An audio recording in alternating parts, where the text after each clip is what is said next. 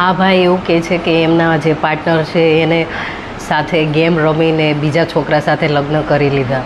તો હવે આમાં મને દુઃખ એટલે થાય છે કે જે સિચ્યુએશન મારી હતી એક ટાઈમ ઉપર કે મને કોઈ વ્યક્તિ છે મારી સાથે રહીને અને મને લગ્નનો વાયદો આપી અને એ જતો રહ્યો. પછી 3 મહિનામાં એણે લગ્ન કરી લીધા અને જે વ્યક્તિએ મને એવું કીધું કે આપણા મેરેજ નહીં થાય, તારા પપ્પા સાથે નથી બનતું, અને એ મારી કાસ્ટનો માણસ, એ માણસ છે એ પછી બીજી છોકરી સાથે લગ્ન કરે છે જે ઇન્ટરકાસ્ટ મેરેજ અને બીજા સ્ટેટમાં.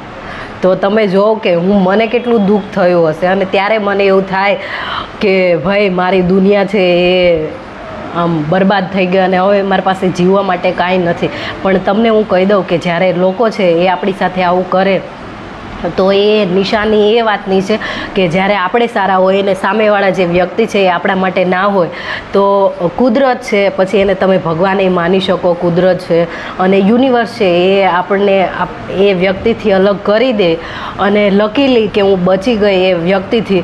અને પછી મને હવે હું આમ પાછળ ફરીને જોઉં તો મને એમ થાય કે સારું થયું કે આ વ્યક્તિ સાથે મારા લગ્ન ના થયા. મને ક્યારેક એવું થાય કે હું આને પ્રેમ કરતી હતી અને મને મૂકીને જતો રહ્યો તો બહુ મને રડવું આવે ને એ ફેઝ બહુ ડિફિકલ્ટ હતો કે એમાંથી બહાર નીકળવું અને બહુ અઘરું છે. બધા આપણને કે તરત મૂવ ઓન કરી દેવાનું ને આમ કરી દેવાનું ફલાણું ઢીકડું, પણ એ નથી થતું.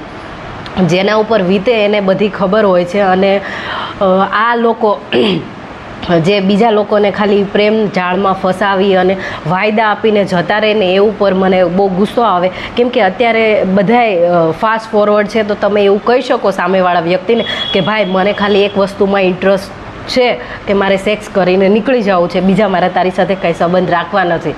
તો આપણે એટલા મેચ્યોર હોઈએ કે આપણે એટલું સમજી શકીએ. પણ તમને કોઈ વ્યક્તિ છે એ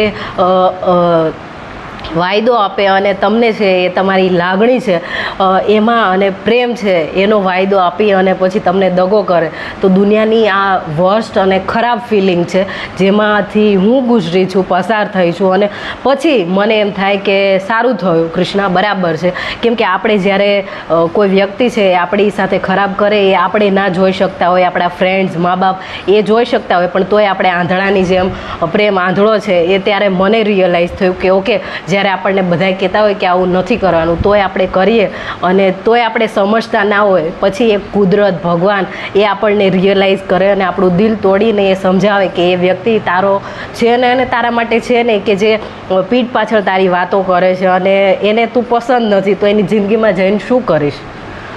તો આવા લોકો જાય ને તો જ સારું.